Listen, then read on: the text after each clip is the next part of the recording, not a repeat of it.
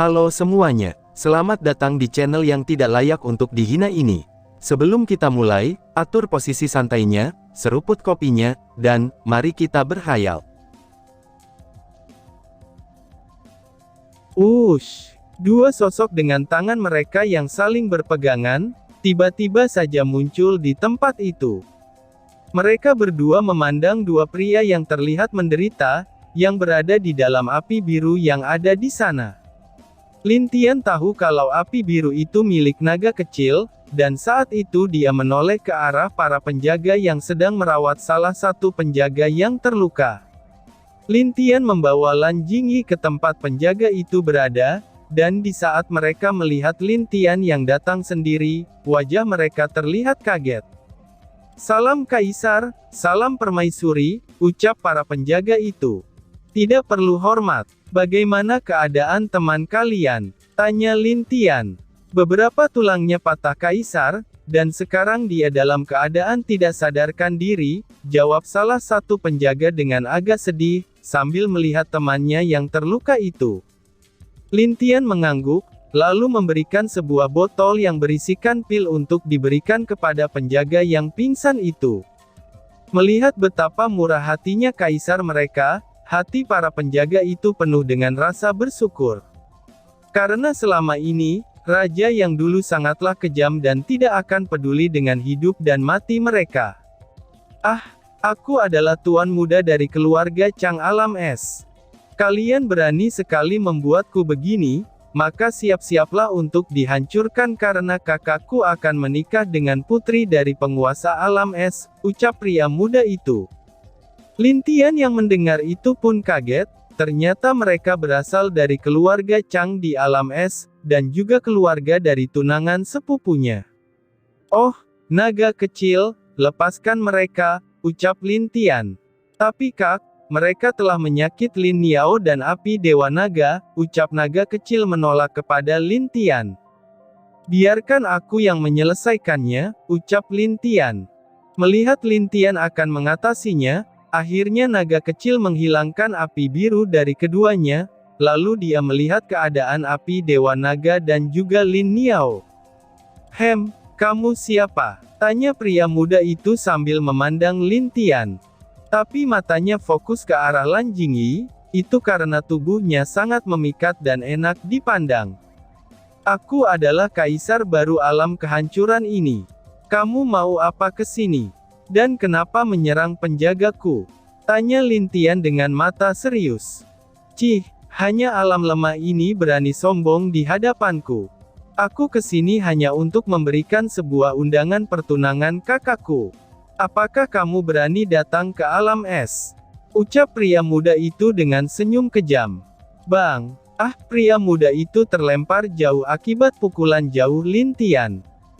"Tuan muda!" teriak si paman yang berada di alam surgawi tingkat rendah. "Jaga omonganmu, dan juga jangan lihat wanitaku dengan tatapan mesummu itu," ucap Lin Tian dengan dingin. Mendengar suara dingin dan aura kejam Lin Tian, pria muda itu bergetar karena ketakutan. Sedangkan si paman yang membantunya pun, dia juga takut ketika melihat Lin Tian. "Apakah kamu pikir dengan ada alam es di belakangmu aku takut? Coba saja, aku berani bertaruh jika aku membawa mayatmu ke alam es, pasti tidak akan ada yang membelamu," ucap Lin Tian dengan kejam. Pria muda itu menggertakkan giginya, dan saat dia akan berbicara, tapi dia dihalangi oleh si paman yang menjadi penjaganya itu. "Kaisar kehancuran, maaf atas ketidaksopanan kami.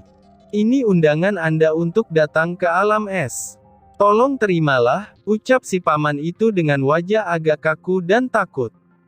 Dia tidak berani macam-macam dengan tuan baru alam kehancuran ini, dan dia merasa kalau pria muda yang memakai topeng ini bukanlah pria yang mudah untuk ditangani. Dan kemungkinan juga kalau raja lama dari alam kehancuran telah dimusnahkan oleh pemuda ini juga.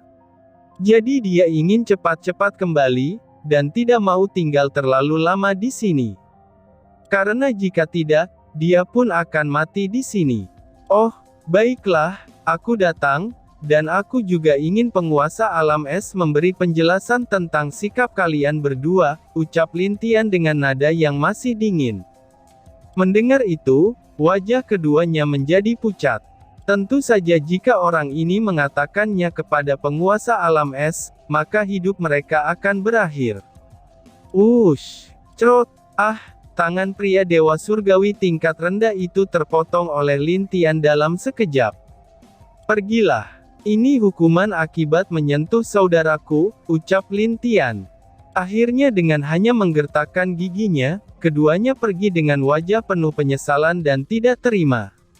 Tetapi mereka tidak berani tinggal terlalu lama di sana, karena takut kalau Lin Tian akan membunuh mereka karena marah. Akibatnya alam es pasti tidak akan banyak berbicara jika mereka mati di sini, dengan alasan tidak sopan kepada penguasa alam kehancuran. Setelah keduanya pergi, wajah dingin Lin Tian kembali melembut, dan dia memandang ke arah dua berandalan itu. Gawat! Kabur, ucap bayi kecil dan naga kecil menghilang secara bersamaan. Melihat keduanya menghilang, Lin Tian hanya bisa menghela nafas. Keduanya benar-benar telah siap untuk kabur, sebelum Lin Tian akan menangkap mereka. Cih, keduanya memang berandalan yang nakal, ucap Lan Jingyi yang melihat keduanya telah menghilang itu. Hufha, Lin Niao dan Api Dewa Naga, karena kalian tidak punya pengalaman bertarung, jadi cobalah keliling alam kehancuran dan berlatih melawan beberapa monster yang sama kuatnya dengan kalian, ucap Lin Tian kepada keduanya. Mengaum, mengaum. Tentu saja dua berandalan itu tetap kalian kejar, tapi sambil mengejar kalian cobalah berlatih sedikit, ucap Lin Tian kepada keduanya. Lin Niao dan juga Api Dewa Naga mengangguk, mereka berdua pun langsung pergi dari sana, dan bergegas menuju beberapa tempat untuk mencari musuh agar mereka bisa mengasah kemampuan bertarung mereka. Melihat kepergian keduanya, Lin Tian hanya tersenyum saja. Dia lalu memerintahkan agar para penjaga tetap berada di sini. Tapi Lin Tian memasang sebuah arai khusus yang mana, apabila ada tamu dari luar, maka dia harus mengatakan siapa dia dan apa tujuan dia ke alam kehancuran. Jika dia tidak mau memberikan nama dan tujuan mereka, maka mereka tidak akan dapat masuk ke alam kehancuran ini. Lin Tian pergi bersama Lan Jingyi kembali ke istana, dan di sepanjang jalannya Lan Jingyi melihat ada rasa marah di mata Lin Tian. Apa kamu marah dengan dua orang itu? Tanya Lan Jingyi. Iya, dan aku juga tidak suka dengan kesombongan keluarga Chang ini. Mereka hanya keluarga biasa saja, tapi berani sekali sombong di hadapanku, ucap Lin Tian dengan marah. Apakah masih ada hal yang lain lagi? Tanya Lan Jingyi kepada Lin Tian. Dia tentu tahu kalau Lin Tian tidak akan marah kalau hanya untuk itu. Jadi maka dari itu karena dia wanita cerdas, dia bisa melihat melalui mata Lin Tian. Apalagi, bisa dibilang Lan Jingyi sudah hafal sifat Lin Tian. Hufha, aku tidak dapat menyembunyikan apapun darimu, ucap Lin Tian sambil tersenyum memandang Lan Jingyi. Tentu saja, meskipun aku tidak seperti keluarga dan kedua istrimu, tapi setidaknya aku masih bisa menebak sedikit isi pikiranmu, ucap Lan Jingyi sambil tersenyum lembut. Lin Tian dan Lan Jingyi duduk di halaman di mana mereka biasa menikmati waktu, dan di sana Lin Tian juga menceritakan beberapa hal tentang dirinya dan hubungannya dengan alam es. Setelah mendengar itu, betapa kagetnya Lan Jingyi. Dia tidak menyangka, kalau Lin Tian adalah anak dari penguasa alam es dan anak dari penguasa alam elemen. Aku tidak menyangka, kalau pria di depanku ini memiliki status yang tinggi, ucap Lan Jingyi dengan tak berdaya. Begitulah, aku berpikir kalau ibu dan ayahku tidak memiliki keluarga di sini. Tapi sepertinya mereka berdua masih menyembunyikan banyak hal dariku, ucap Lin Tian. Jadi kamu akan datang? Tanya Lan Jingyi. Iya, karena menurutku pamanku kemungkinan besar diserang oleh orang yang sama dengan orang yang menyerang para leluhur 4 keluarga, ucap Lin Tian dengan serius. Dia menduga kalau pamannya itu diserang oleh orang yang sama dengan yang ada pada 4 leluhur dulu. Dan jika itu benar, maka apapun pil yang dibuat oleh master tingkat Sein itu tidak akan berguna. Kecuali jika dia adalah anggota dari orang yang sama dengan penyerangan alam kehancuran ini dan orang yang sama dengan kelompok naga Phoenix. Apa kamu menduga kalau orang itu ada kaitannya dengan kelompok itu? Tanya Lan Jingyi. Aku tidak terlalu yakin tapi kemungkinannya ada. Jikapun tidak ada, maka orang itu hanya dapat menyembuhkan pamanku sementara dengan beberapa cara rahasia, ucap Lin Tian dengan senyum dingin. Maksudnya, keluarga Chang ini ingin menjadi keluarga besar dengan melekat kepada alam es, ucap Lan Jingyi yang mengerti dengan maksud Lin Tian. Tidak juga, kemungkinan itu lebih sekedar ingin melekat. Terkadang hal yang paling menakutkan dalam dunia ini adalah iblis di dalam hati seseorang, ucap Lin Tian dengan wajah serius. Tuan, ucap Feng Yin yang muncul di depan mereka berdua. Lin Tian mengangguk, lalu Feng Yin langsung memberikan semua laporan tentang beberapa berita dari alam es kepada Lin Tian. Dan di laporan itu hanya tertulis kalau undangan telah disebarkan ke berbagai alam, tapi kemungkinan besar yang datang dari setiap alam hanyalah perwakilan saja.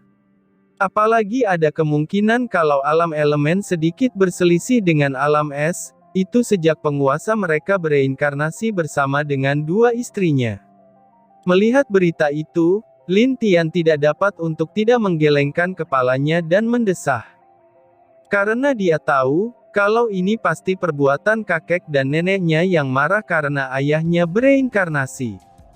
Sepertinya setelah alam es selesai, aku akan ke alam elemen untuk bicara kepada nenek dan kakekku, ucap Lin Tian yang agak mendesah sedih. Akhirnya Lin Tian memutuskan akan membawa 3 generasi muda dari alam kehancuran ke alam es, lalu dia akan membawa 2 leluhur untuk ikut pergi bersama dengan dirinya nanti. Tentu saja dia tidak akan terlalu menonjol untuk sementara waktu, jadi dia juga akan pergi dan menutupi kekuatannya serta wajahnya sendiri. Karena dia sudah tahu, kalau wajahnya mungkin sudah dikenali oleh orang-orang dalam kelompok naga dan Phoenix itu. Setelah beberapa bulan telah berlalu, dan ini 1 minggu sampai hari pertunangan akan datang. Lin Tian terlihat sedang berdiri di sebuah kapal besar yang cukup mewah, dan dia memandang ke arah portal yang cukup besar, di mana dia akan menuju ke alam es bersama dengan leluhur Lan dan juga leluhur Yan. Keduanya juga terlihat senang bisa ikut bersama Lin Tian, karena sebelumnya keempat leluhur itu bertarung habis-habisan sebelum Lin Tian memutuskan siapa yang akan dibawanya ke alam es. Saudaraku, sudah lama kita tidak keluar. Mari kita lihat alam es itu seperti apa, ucap bayi kecil yang sedang tidur di salah satu kamar di kapal itu. Iya, ini hebat. Mungkin kita juga akan mendapatkan beberapa barang bagus di sana, balas naga kecil sambil meminum amernya. Mereka berdua terlihat sangat senang setelah lolos dari hukuman Lin Tian, karena dalam beberapa bulan ini mereka berlarian, dan itu membuat Lin Tian tidak dapat menangkap keduanya. Dan tentu saja bukan karena tidak ada Lin Niao dan Api Dewa Naga, tapi mereka berdua juga terlihat kesal karena selalu ditipu oleh kedua berandalan tersebut. Berkicau, Lin Niao yang ada di samping naga kecil pun mematok kepala kucing naga kecil dengan marah, setelah dia ditipu oleh 2 berandalan itu. Kamu ini. Jelas-jelas kamu sendiri yang bodoh, dan kamu masih marah padaku karena gagal menangkap kami. Ucap naga kecil yang berkata dengan agak marah. Tapi Lin Niao tidak peduli dan mematok naga kecil lagi, bahkan dia membakar ekor naga kecil yang membuat naga kecil berlarian karena ekornya kepanasan. Sialan, anak kecil, apakah kamu cari mati? Aku akan memotongmu, ucap naga kecil. Bayi kecil dan api Dewa Naga terdiam sambil memandang naga kecil. Mereka berdua saling memandang, dan dia memandang dengan bodoh ke arah naga kecil. Apakah orang ini bodoh? Itulah hal yang sama dalam pikiran mereka berdua. Kakak, kenapa kamu melihatku seperti itu? Tanya naga kecil. Aku tidak bisa menyelamatkanmu lagi, ucap bayi kecil sambil mendesah. Apa maksudmu? Dia hanyalah seekor burung jantan, dan aku akan membuatnya jadi betina, ucap naga kecil dengan emosi. Mengaum. Api Dewa Naga juga berkata, kalau naga kecil benar-benar tidak bisa diselamatkan lagi. Dan benar saja, mata Lin Yao menatap naga kecil dengan marah. Lalu, dua bola api menyerang ke arah naga kecil. Melihat dua bola api itu, naga kecil mulai berkeringat dingin. Kenapa dia merasa, kalau api yang muncul ini sangat ingin membakar dirinya? Bang! Wah! Naga kecil mulai panik, dan ekornya terbakar lagi. Akhirnya dia lari dari kejaran Lin Yao yang sangat marah. Kenapa burung ini menjadi marah? Ucap naga kecil yang berlarian di kapal. Saat orang-orang di kapal melihat hal itu, mereka tidak bisa untuk mencegahnya. Karena mereka tahu kalau dua hewan ini adalah hewannya Lin Tian, lalu hanya bayi kecil dan api Dewa Naga yang memandang naga kecil dengan kasihan. Minumlah, ucap bayi kecil kepada api Dewa Naga. Api Dewa Naga mengambil dan ikut minum bersama bayi kecil dengan santai, dan tidak mempedulikan dengan naga kecil. Menurutmu, apa dia ini benar-benar bodoh? Tanya bayi kecil. Mengaum. Dia ini bahkan tidak tahu kalau Lin Yao adalah burung betina, jadi wajar saja jika naga kecil membuat Lin Yao marah, ucap bayi kecil. Bang! Wadaw, kakak bantu aku! Ucap naga kecil sambil meloncat ke arah Lin Tian. Ada apa? Tanya Lin Tian sambil melihat naga kecil. Ini nih, burung jantan ini marah padaku, ucap naga kecil. Jantan, Lin Yao ini betina, balas Lin Tian dengan wajah aneh sambil memandang naga kecil. Apa naga kecil baru sadar kenapa Lin Yao sangat marah kepadanya. Dan tiba-tiba saja bersambung. Sekian dan terima kasih banyak.